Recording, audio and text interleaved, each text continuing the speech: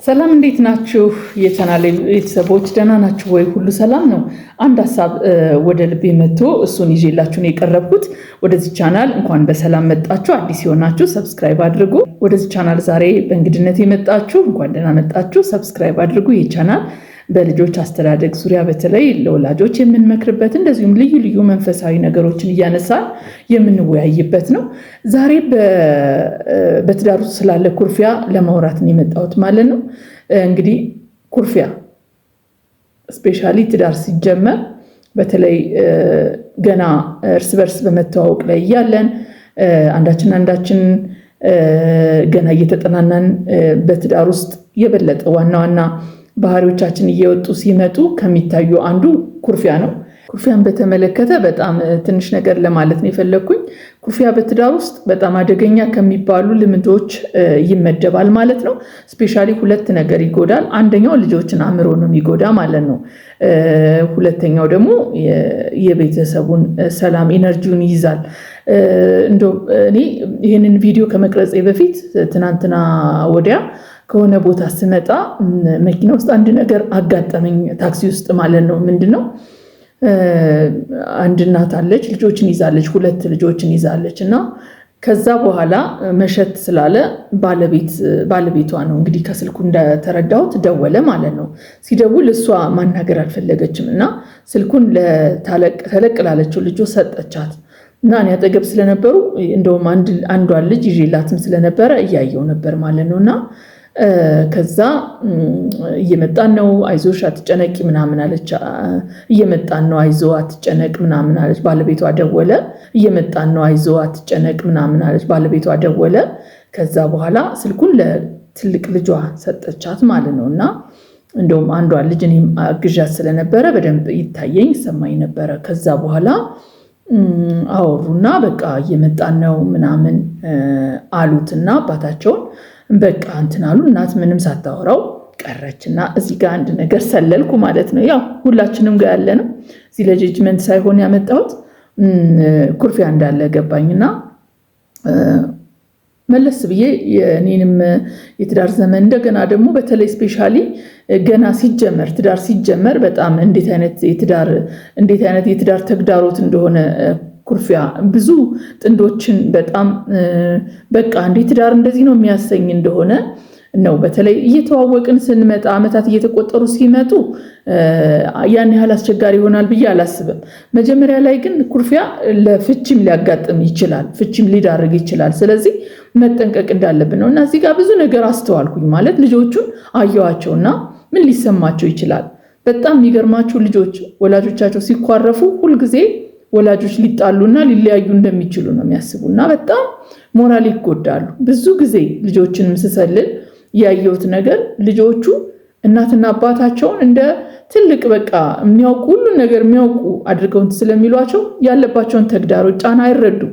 እነሱ ምንድነው አንድና አንድ ቤት እንዳያጧቸው ነው የሚፈልጉና ያው በዚህ ዘመን ደግሞ አንዱ የትዳር ተግዳሮት ደግሞ ፍቺ ስለሆነ ልጆች በጣም ይጠሉታል። ይህንን ነገር በጣም ይፈሩታል እና ቀጥታ በጣም ነው የሚይዛቸው፣ አእምሯቸውን ነው የሚይዝ የሚቆጣጠራቸው። እንደገና ደግሞ በጣም ብልጥ ናቸው ማለት ልጆች ወላጆች ሲኳረፉ በቃ ይህን ነገር ለመደበቅ ከስር ነው አብሯችሁ የሚሆኑ፣ አይናችሁን ነው የሚያዩዋችሁ። እና በዚህ ውስጥ እንግዲህ ልጆች ምን ሊማሩ ይችላሉ የሚለውን ማወቅ ያስፈልጋልና የሆነ በቤተሰብ ውስጥ ኩርፊያን አንድ የሚሰብረው ነገር ይቅርታ ነው። እና ለይቅርታ ለምንድን ነው የምንዘገየው? ለምንድን ነው ሰው መቼም ሳይኳረፍ አይኖርም? ይኳረፋል። በእርግጥ መዘጋጋቶች ባይኖሩ ጥሩ ነው፣ መልካም ነው። ግን የሰዎች ባህሪ ሆኖ እንደዚህ ይሆናል። ግን ወዲያው ግን ጊዜ ሳይሰጡ ግን ቶሎ ለመስበር ይህን ነገር በይቅርታ ለመታለፍ ወይንም ደግሞ ነገሮችን በቃ ለመተው አንዳችን በጣም እንትን ማለት አለብን ማለት ነው። እና ሁላችንም ክችች ያልን ከሆን ግን በቃ ይሄ እየለመደ ሄድና በጣም አደገኛ ነገር ይሆናልና ኩርፊያ ሲዘገይ በቤት ውስጥ በጣም አደገኛ ነገር ነው። በጣም ብዙ ነገር ይቆጣጠራል። በረከትን ይቆጣጠራል፣ አእምሮን ይቆጣጠራል፣ የቤተሰብን ሰላም ይቆጣጠራል። በጣም እንትን ነውና እንድታስቡበት ብዬ ነው። እናንተ ቤት ኩርፊያ ካለ ማለት አንዳንድ ሰዎች በቃ ጀስት ተናግረው መቀያየም ይኖራል። ኩርፊያ ግን መኖር የለበትም። ግጭቶች ሊኖሩ ይችላሉ፣ ግን ወደ ኩርፊያ መሄድ የለባቸውም። ስለዚህ ከኩርፊያ በፊት ምንድነው ሀፕን ያደረገው ነገር ያስቆጣችሁ ያስኮረፋችሁ? ይህን ነገር ማሰብ ያስፈልጋል። ለምን ነው የምንዘጋጋው? ለምን ማለት የፈለገ ባልና ሚስቶች ውድ ጊዜያችንን ነው ሚስ የምናደርገው፣ አብረን የምንጫወትበትን ጊዜ ነው እና ደግሞ ስንኮራረፍ አንዳችን ስለ አንዳችን ልባችን ውስጥ ምን ሊፈጠር ይችላል? ምንድነው ልናስብ ምንችለው? ሰላማችንን ያ ሰው ተቆጣጥሮታል ብለን ካሰብን ያን ሰው እየራቅን ነው የምንሄደው በስሜት። ስለዚህ ያ እንዳይሆን በስሜት መራቅ ደግሞ በጣም አደገኛ ነገር ነው። ሰዎች በአካል ቢራራቁ ይሻላል በስሜት ከሚራራቁ ማለት ነው። በአካል የተገናኙ ሰዎች፣ የተነፋፈቁ ሰዎች፣ የተዋደዱ ሰዎች ተገናኝተው ኑሯቸው መኖር ይችላሉ። በስሜት ግን ዲፓርት እያደረግን ከሄድን ከሶላችን የፍቅር ህይወታችን በጣም እየተጎዳ ነው የሚሄደው። ስለዚህ ልጆችን አንደኛ የሚጎዳው ነገር ልጆችን አእምሮ በጣም ይጎዳል፣ ያቀጭጫል። እንዳልኳችሁ ልጆች ፍረስትሬት ያደርጋሉ፣ በእናትና በአባታቸው መኩራት ያቆማል እና ቤታቸው ውስጥ ያ ነገር እንዳለ ሁልጊዜ ሲደጋገም የትምህርታቸውን ነገርም ይይዛል። አንዳንድ ጊዜ ልጆቻችን ጎበዝ እንዲሆኑልን እንፈልጋለን፣ ግን በቤት ውስጥ ሰላም የሌለው ልጅ ጎበዝ አይሆንም። ብዙ ጊዜ ይሄ በጣም በደንብ የተረጋገጠ ነገር ነው።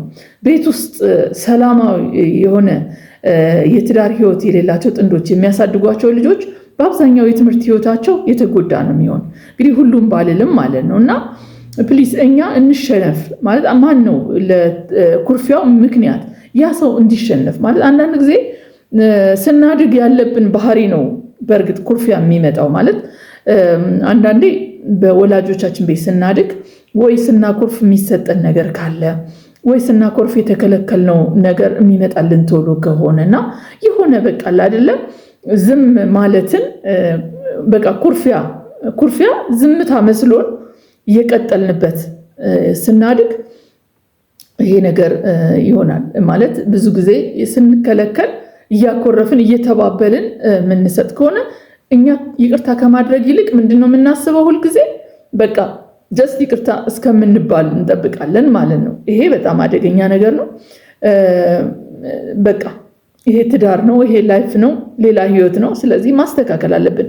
ተሸንፈንም ቢሆን ይቅርታ ማለት አለብን። አንዳንድ ጊዜ አሸንፈን ወይ እኛ በድለን ሳይሆን ተበድለንም አንዳንድ ጊዜ ይቅርታ ማለት በዳይ እንኳ እምቢ ካለ ማለት ነው እና በትዳር ውስጥ ኩርፊያ በጣም ሌላው የሚያደርገው ነገር ኢነርጂን በጣም ይቆጣጠራል። በጣም ምንም ነገር እንዳትራመዱ፣ ምንም እንዳታስቡ ነው የሚያደርጋችሁ። የፍቅራችሁን ነገር ይጎዳል። ያላችሁን ኢነርጂ በጣም ይቆጣጠራል እና ሙዳችሁ እንትን ይላል። አንዳንድ ጊዜ በቃ ምን አገባኝ እንላለናል፣ ግን ለምን አገባኝ በቃ እሱ ቢዘጋ እሷ ብትዘጋ ምን አገባኝ ላይፌን እኖራለሁ እንላለን። ግን እንደዛ አይደለም ሪያሊቲው። ለምን የምንኖረው ሰው በቃ ላይፋችን ነው። አጠገባችን ያለ ሰው የጥንካሬያችን ምክንያት ነው፣ የሽንፈታችን ምክንያት ነው። ስለዚህ አጠገባችን ያለ ሰው ኢነርጂው ይይዘናል፣ እኛም ይጋባብናል። ስለዚህ ሁልጊዜ ላይፋችን ሆኖ እንዳይወርሰን በጣም መጠንቀቅ አለብን ማለት ነው። በጣም ማስተዋል ያለብን ነገር እኛ በዚህ ምድር ላይ እንደ ባልና ሚስት የምንኖረውን የተሰጠንን ዘመን ኢንጆይ አድርገን ማሳለፍ አለብን። እኔ ሁልጊዜ የምፈራው ነገር በቃ በትዳር ህይወቴ ኢንጆይ ሳላደርግ የቀረሁት ከባሌ ጋር ነገር ኖሮ ነገ በህይወት ባንኖር አንዳንድ ነገሮች ቢመጡ በቃ ጸጸት እንዳይመጣ ነው። በጊዜያችን እግዚአብሔር በሰጠን ጊዜ መጫወት ካለብን መጫወት፣ መሳሳቅ ካለብን መሳሳቅ በደንብ ያንን ጊዜ የኛ ጊዜ አይደለም፣ እግዚአብሔር ሰጥቶን ነው እዚህ የደረስነው እና ይህንን ነገር ማባከን ነው። ኩርፊያ በቃ መቃብር ቤት በሉት። እንግዲህ ሰው መቼስ ሙታን ናቸው አይደለ ዝም የሚሉት የሚዘጉት። ህያዋን ከሆነ በቃ ላይፍ አለ ማለት ነው። ላይፍ ደግሞ ቤታችን ደግሞ ህይወት ያለበት ነው መሆን ያለበት እና በጣም ብዙ ነገር ይቆጣጠራል ማለት ነው። እኔ አሁን በጣም ለብዙዎቻችሁ ይህን ለምታዩ ባለትዳሮች ኩርፊያን ከቤታችሁ በጣም እንድታባረሩት፣ ይልቁንም ደግሞ ግጭቶች ይኖራሉ። ከኩርፊያ ይልቅ አንዳንድ ግጭቶች ሲኖሩ፣ ቅያሞቶች ሲኖሩ፣ መቀያየም ሲኖር ተነጋግሮ በጊዜው ቶሎ መፍታት እንደሚኖር ማሳደር እንደሌለብን፣ ነገ ምን እንደሚሆን አይታወቅም። ብዙ ሰዎች ይህን ቻንስ ሳያገኙ ዛሬ ስለነጋልን ነገ ይነጋልናል ማለት ላይሆን ይችላልና ነገ ከሚመጣ ጸጸት ለማምለጥ ነገ በህይወታችን አፕን ምን እንደሚያደርግ ስለማናቅ ዛሬ ላይ በይቅርታ ፈተን ማደር እንዳለብን እንደምንም ብለን ማውራት እንደምንም ብለን እንትን ለማለት ማለት አንዳንድ ጊዜ ኤግዞስት እንሆናለን በጣም ሌላው የኩርፊያ አደገኛው ነገር በቃ ተስፋ መቁረጥ ውስጥ እንገባለን እና ዝም እንላለን ዝምታን እንመርጣለን እና እሱ ደግሞ ሌላ ቻሌንጅ ነው ማለት ነው እና ሌላ ችግር ይዞ ነው የሚመጣው ማለት ነው ይሄ ነገር ሪሊ ይሄ ነገር ካልተፈታ በቃ ሰው ብሎ ዝም ማለት ከጀመረ እንደዛኛው ሰው እንዳኩራፊው ሰው መቼም አንድ አኩራፊ አንድ ይቅር ባይ ነው በቤት ውስጥ የሚኖረው ስለዚህ ማታኮርፉ ካላችሁ በጣም እድለኞች ናችሁና ያ ሰው አኩርፎ ማለት ነው ሲያኮርፍ ይቅርታ ሲባል ሲያኮርፍ የሆነ እንደምንም ተብሎ ሙድ ለማምጣት ማድረግ ያለብንን ስናደርግ የሆነ ስናክም ማለት ነው ግን በኋላ መጨረሻ ላይ ኤግዞስት ከሆነና በቃ እጭ ልማዱ ነው መባባል ከጀመርን ያው ትዳራችን እየሞተ እንደሆነ አንዱ ምልክት ይሆናል ማለት ነው ስለዚህ በጊዜ ሳይቃጠል በቅጠል በተለይ አዲስ ትዳር የምትመሩ ሰዎች ኩርፊያ በጣም ገንዘብ አይሆናችሁም ህይወታችሁን ኑሯችሁን ጤናችሁን አፌክት ያደርገዋል ይችን ለማለት ነው የመጣሁት ስለተከታተላችሁኝ በጣም አመሰግናለሁ ሰብስክራይብ እያደረጋችሁ ቤተሰብ ሁኑ ከኛ ጋር ቆዩ ለሌሎችም ሼር አድርጉ ይህን ቪዲዮ ስለተከታተላችሁኝ አብራችሁ ስለነበራችሁ በጣም አመሰግናለሁ ሰላም ሁኑልኝ